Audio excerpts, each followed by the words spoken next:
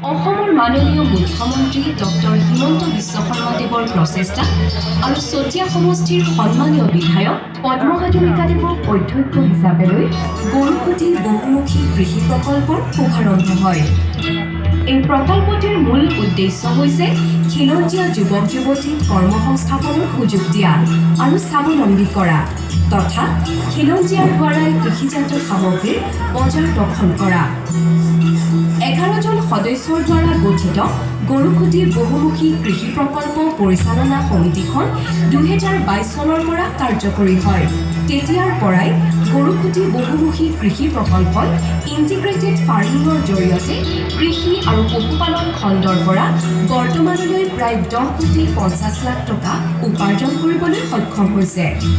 আধুনিক কৃষি পদ্ধতিক প্ৰাধান্য দি এই প্ৰকল্প মৎস্য পালনৰ 10টা অমৃত সৰোবৰ, 2টা পুখুৰী, দুগ্ধ পালন আৰু গাহৰি পালনৰ দ্বাৰা কৃষিকাৰ্য ব্যৱসায়িক ভিত্তিত আগবঢ়াই নিয়া হৈছে। পশুপালনৰ ক্ষেত্ৰত অত্যাধুনিক ব্যৱস্থাৰে বৰ্তমান 210জনী গিৰ গাই আৰু পোৱালিৰ উপৰি 145টা গাহৰি আৰু পোৱালি প্ৰতিপালন কৰি থকা হৈছে। একেদৰে মূলতঃ ৰঙালাও, তিল, মাটিমাহ, মাহ, মাকৈ আৰু বিভিন্ন শাক-পাচলি উৎপাদনেৰে মাননীয় মুখ্যমন্ত্ৰী ডক্টৰ হিমন্ত বিশ্ব শৰ্মাদেৱৰ সপোনৰ এই প্ৰকল্পই কৰ্মসংস্কৃতিৰে নিবনুৱা সংস্থাপনৰ এক উৎকৃষ্ট নিদৰ্শন দাঙি ধৰিছে। ব্ৰহ্মপুত্ৰৰ পাৰত অৱস্থিত চিপাঝাৰৰ গৰুকুটি অঞ্চল এক বৃহৎ কৃষিভূমি, কিন্তু এই মাটি বেদখলকাৰীৰ দখলত আছিল। 7,853 বিঘা মাটি বেদখল মুক্ত কৰি মাননীয় মুখ্যমন্ত্ৰী মহোদয়ৰ নেতৃত্বত অসম চৰকাৰৰ সিদ্ধান্ত মৰ্মে আৰম্ভ হয় গৰুকুটি বহুমুখী কৃষি প্ৰকল্প। এই প্ৰকল্পই কৃতকাৰ্যতাৰে 4টা বছৰ অতিক্ৰম কৰিলে। শেহতীয়াকৈ এই প্ৰকল্পত কিছু উন্নয়নমূলক কাৰ্য সংযোজন কৰা হৈছে।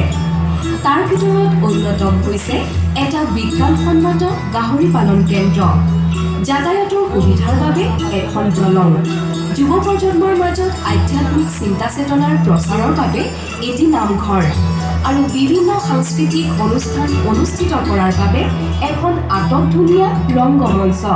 প্ৰকৃতাৰ্থত এই প্ৰকল্প কৃষিকাৰ্য সম্পাদন আৰু নিবনুৱা সমস্যা সমাধানতে সীমাবদ্ধ নহয়, বৰঞ্চ ই হৈ পৰিছে সামূহিকভাৱে এই অঞ্চলৰ উত্তৰণৰ উজ্জ্বল নিদৰ্শন। মাননীয় মুখ্যমন্ত্ৰী মহোদয়ৰ উন্নয়নমুখী এই প্ৰকল্পটি সঠিক দিশত আগবঢ়াই নিয়াত অহোপুৰুষাৰ্থ কৰিছে চতিয়া সমষ্টিৰ সন্মানীয় বিধায়ক তথা এই প্ৰকল্পৰ অধ্যক্ষ পদ্ম হাজৰিকাদেৱে। অসমখনিত খিলঞ্জীয়াৰ ভূমিৰ অধিকাৰ সুৰক্ষিত কৰি ৰখাৰ লগতে চহকী কৃষি সংস্কৃতিৰ ৰক্ষণাবেক্ষণ তথা অৰ্থনৈতিক স্বাৱলম্বিতাক লৈ বিকশিত অসমৰ পথত গৰুকুটি বহুমুখী কৃষি প্ৰকল্প এক বৃহৎ সাফল্য। অনাগত সময়ত অসম আৰু অসমীয়াৰ বাবে এই প্ৰকল্প অনুপ্ৰেৰণাৰ উৎস হৈ ৰ'ব।